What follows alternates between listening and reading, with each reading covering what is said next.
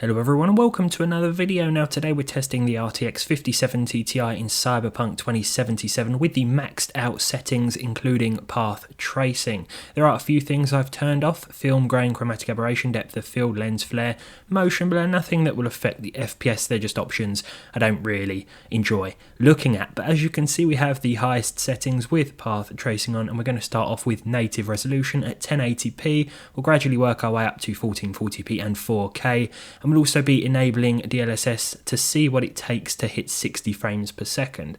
So first of all then, we have 1080p at native res. I've got this paired with an i9-14900K, which is limited to 125 watts for the sake of my cheap Thermalright Assassin King 120 SE cooler. It seems to do an okay job at 125 watts, but today's video is all about the card. And starting off, walking through this busy marketplace here, we can't quite hit 60 frames per second, but I think this was to be expected. When you turn everything right up with Cyberpunk 2077, it is one hell of a demanding game, that's for sure. Now, in terms of the utilization, the card is being pretty much maxed out thanks to the ray tracing and path tracing options.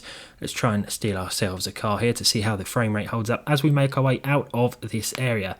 Excuse me, I don't think you'll be needing that anymore. Thank you very much. So there will be some moments where we do touch on 60 frames per second. It is quite rare though with these settings. We are certainly going to need to implement some form of DLSS. I won't do that just yet. We'll see how things go, but the game looks really good. All the smoke effects, lighting effects, everything looks excellent with this visual quality preset.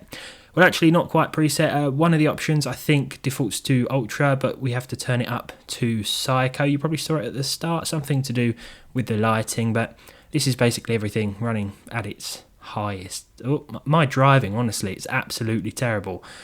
This car just wiggles about all over the place and it makes driving impossible, but I'm probably making excuses for my own poor driving skills. We're going to enable DLSS now with the new transformer model, and I think we'll go with quality mode, which should be enough to push us over 60 frames per second at 1080p. Yeah, I mean, it's a world of difference, to be honest. With the new transformer model as well, it looks so much better than the old CNN model. So you can essentially choose a more aggressive preset, for example, let's say balanced, and it's going to look similar to or better than the old quality mode. In fact, you could probably drop it to performance mode and it's going to look just as good as quality, depending on the game. At least that's from what I've noticed. Oh, that was cool. I shot the car so hard it forced them to do a donut. We'll just borrow this one as well. But yeah, performance now, 1080p with DLSS, transformer mode set to quality, is ideal for 60 plus frames per second. Part of me just thinks, why am I testing this card anymore? Because it's still not really available, and if it is, it's not at a sensible price. But this was actually a request in the comments, so I thought I may as well test it out. And I was just curious to see how a modern, I guess you could say, I guess it is a high-end, isn't it? It's a high-end card, really. When you look at the price of it, it's not the highest end card or a top tier card. That would be the 5080 or 5090, but the 5070 Ti, I mean, it's got to be a high end card, especially what you're going to be paying for one of these things. And I was just curious to see what it was capable of, to be honest, but certainly playable at 1080p with DLSS and the maxed out settings in Cyberpunk. But I think we'll move on to 1440p resolution, which will certainly be a bit more challenging.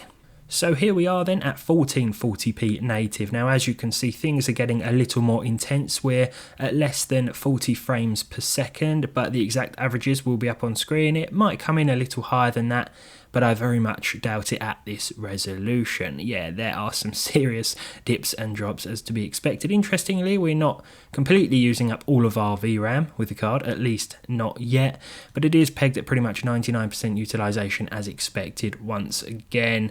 And as you can see, it's not an ideal gameplay experience with DLSS turned off. So we're going to turn it on momentarily right after we've driven through or into this traffic, depending on my driving skills, and I can't tell what's going to happen. Oh, I'll just crash into a post instead. There you go, there's the answer. I won't hit anyone or anything, I'll just hit... Oh, sorry. Honestly, someone revoke my licence. It's a good job you don't have to get a driving licence to drive in games, isn't it? Because I think, my goodness, I certainly would never pass. I'd be walking everywhere. But yeah, 30 frames per second, just about in this area. Oh, are we going to see any dips below that? It doesn't look like it. It's holding pretty firm at 30. You could probably implement an FPS cap to make it a bit smoother, but if you've got a 5070 Ti, first of all, congratulations, you found one, and second of all, you probably don't want to be playing at 30 frames per second. Even if you are turning in-game settings up, you're going to want to utilize some form of upscaling, especially in these more intensive scenarios. Yeah, so I think what we'll do is jump back into the menu momentarily and enable DLSS. I think we're probably going to need a slightly more aggressive form of DLSS. I want to leave it on transformer mode because it does look a lot better than the old Sienna model. I think we'll just go with balanced this time around. That should be enough, hopefully.